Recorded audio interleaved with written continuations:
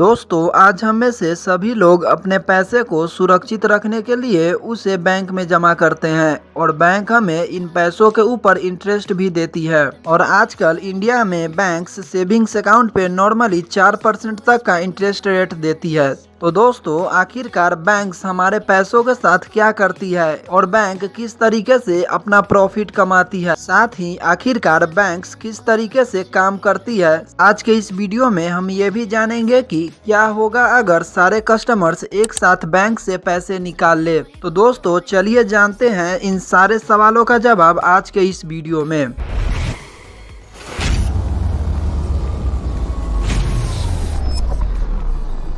तो दोस्तों, बैंक्स कई तरीकों से पैसा कमाती है, जिसमें बैंक के कमाई के सबसे बड़ा जरिया है लोन। दोस्तों, जब आप बैंक में पैसा जमा करते हैं तो बैंक इन पैसों को अपने पास लॉकर में नहीं रखती है, बल्कि इन पैसे को कोई दूसरे कस्टमर्स को लोन पर दे देती है। और दोस्तों, यहाँ पे बैंक का बिजनेस मॉडल कुछ इस तरीके से काम करता है कि मान लो कि आप बैंक में 1 रुपया जमा करते हैं। अगर आप सेविंग्स अकाउंट में पैसा को जमा करते हैं तो बैंक्स इसके ऊपर आपको 3.5% का इंटरेस्ट रेट देती है। और दोस्तों, बैंक्स इन पैसे को कुछ इस तरीके से लोन पर देती है कि अगर आप होम लोन लिए हैं तो बैंक्स आपसे 8.5% का इंटरेस्ट रेट लेगा, और वहीं अगर आप कार लोन लेते हैं तो आपको 9.25%, और वहीं अगर आप पर्सनल लोन लेते हैं तो ये बैंक्स आपसे 12 से 15% तक का इंटरेस्ट रेट चार्ज करती है। और यही तरीका सभी बैंक्स के कमाई के सबसे बड़ा सोर्स है। दोस्तों, आप यह चार्ट देख सकते हैं कि HDFC बैंक ने 80,240 करोड़ रुपए को इंटरेस्ट से कमाए हैं, जो कि उसके टोटल कमाई के 84% है। और ऐसे ही SBI बैंक ने 2,20,500 करोड़ और कोटक महिंद्रा बैंक ने 19,750 करोड़ की कमाई इंटरेस्ट से की है, जो कि इन दोनों के कमाई के 83% है।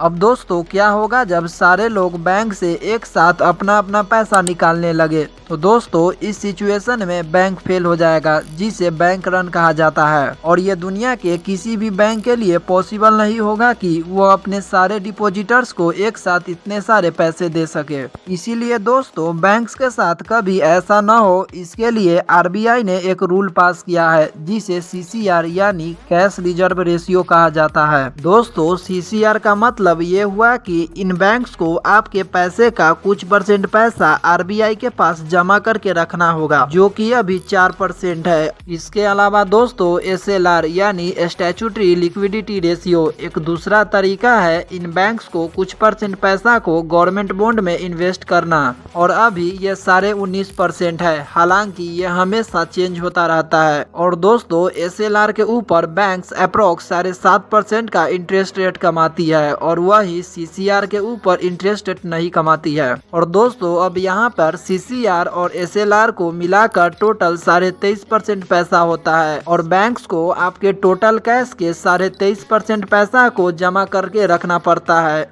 और बाकी के 76.5% पैसा को बैंक लोन पर दे देती है। और वहीं दोस्तों, अगर बैंक भारी फाइनेंशियल क्राइसिस से गुजर रहा है तो वह RBI से लोन लेता है। इसके अलावा दोस्तों, बैंक्स कुछ अदर चीज से भी पैसा कमाती है, जैसे बैंक में आपको एक मिनिमम अकाउंट बैलेंस को मेंटेन करना पड़ता है। यहाँ पे मान लीजिए कि कभी आपने अपने अकाउंट में मिनिमम बैलेंस को मेंटेन करके नहीं रखा तो बैंक्स आपसे मेंटेनेंस चार्ज के रूप में कुछ पैसा लेगा। इसके अलावा इंश्योरेंस स्कीम, जब भी आप लोन या अदर चीज लेते हैं तो बैंक्स आपसे इंश्योरेंस करवाती है, और इससे भी बैंक कमाती है। हालांकि ये पैसा कोई ज्यादा नहीं होता है। इसके बाद mutual funds, wealth management services, treasury operation से भी बैंक अपने टोटल कमाई के एक छोटा सा हिस्सा कमाती है। ये आप चार्ट में देख सकते हैं कि HDFC बैंक ने अपने अदर कमाई के 16% कमाए, और SBI और कोटक महिंद्रा बैंक ने 17% कमाए हैं।